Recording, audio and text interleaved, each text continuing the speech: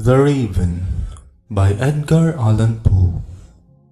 Once upon a midnight dreary, while I pondered weak and weary over many a quaint and curious volume of forgotten lore, while I nodded nearly napping, suddenly there came a tapping, as of someone gently rapping at my chamber door. "'Tis some visitor," I muttered, tapping at my chamber door.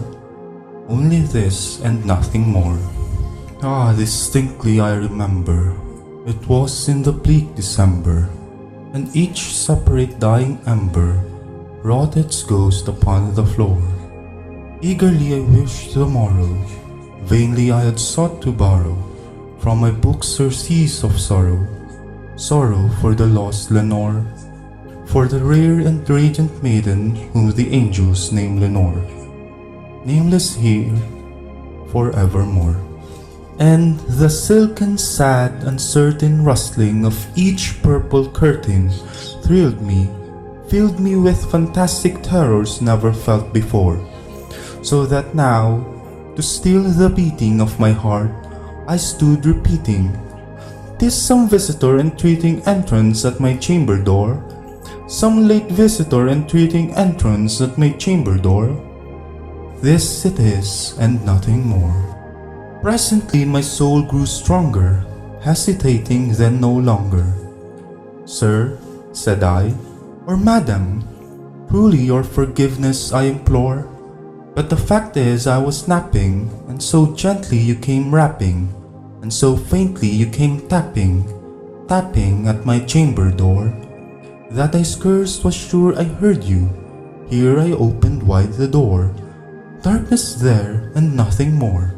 Deep into that darkness peering, long I stood there wondering, fearing, doubting, dreaming dreams no mortal ever dared to dream before. But the silence was unbroken, and the stillness gave no token, and the only word there spoken was the whispered word, "Lenore?" This I whispered, and an echo murmured back the word, "Lenore," merely this, and nothing more. Back into the chamber turning, all my soul within me burning, soon again I heard a tapping somewhat louder than before. "Surely," said I, "surely there is something at my window lattice. Let me see then what thereat is, and this mystery explore. Let my heart be still a moment, and this mystery explore. 'Tis the wind and nothing more." Then this ebony bird beguiling my sad fancy into smiling, by the grave and stern decorum of the countenance it wore, "Though thy crest be shorn and shaven, thou," I said, "art sure no craven, ghastly grim and ancient raven, wandering from the nightly shore. Tell me what thy lordly name is on the night's Plutonian shore." Quoth the raven, "Nevermore." Much I marveled this ungainly fowl to hear discourse so plainly, though its answer little meaning, little relevancy bore. For we cannot help agreeing that no living human being ever yet was blessed with seeing bird above his chamber door, bird or beast upon the sculptured bust above his chamber door, with such name as Nevermore. But the raven, sitting lonely on the placid bust, spoke only that one word, as if his soul in that one word he did outpour. Nothing farther than he uttered, not a feather than he fluttered, till I scarcely more than muttered, "Other friends have flown before, on the morrow he will leave me, as my hopes have flown before." Then the bird said, "Nevermore." Startled at the stillness broken by replies so aptly spoken, "Doubtless," said I, "what it utters is its only stock and store, caught from some unhappy master, whom unmerciful disaster followed fast and followed faster, till his songs one burden bore, till the dirges of his hope that melancholy burden bore, of never nevermore. But the raven, still beguiling all my fancy into smiling, straight I willed a cushioned seat in front of bird and bust and door. Then upon the velvet sinking, I betook myself to linking fancy unto fancy, thinking what this ominous bird of yore, what this green, ungainly, ghastly, gaunt, and ominous bird of yore meant in croaking, nevermore.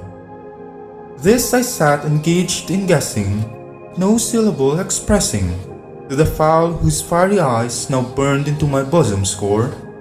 This and more I sat divining, with my head at ease reclining, on the cushion's velvet lining that the lamplight gloated over, with whose velvet violet lining, with the lamplight gloating over, she shall press, nevermore.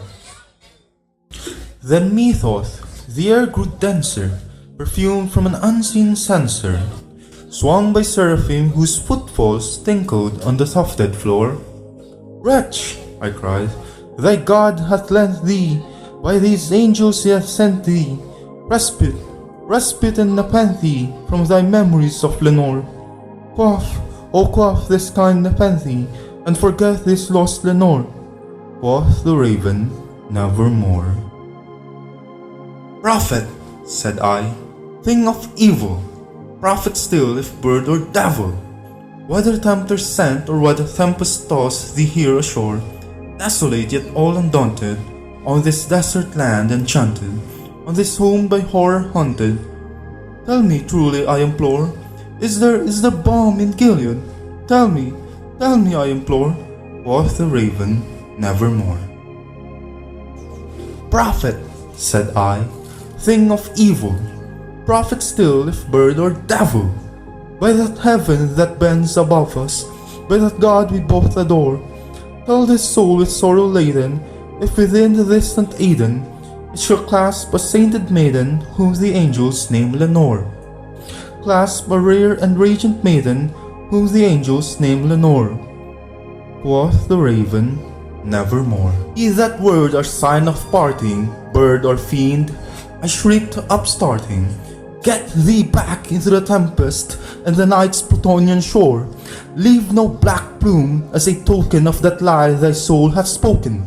Leave my loneliness unbroken, with the bust above my door. Take thy beak from out my heart, and take thy form from off my door. Quoth the raven, nevermore. And the raven, never fleeting, still is sitting on the pallid bust of Pallas, just above my chamber door, and his eyes have all the seeming of a demon's that is dreaming, and the lamplight over him streaming throws his shadow on the floor, and my soul from out that shadow that lies floating on the floor shall be lifted nevermore.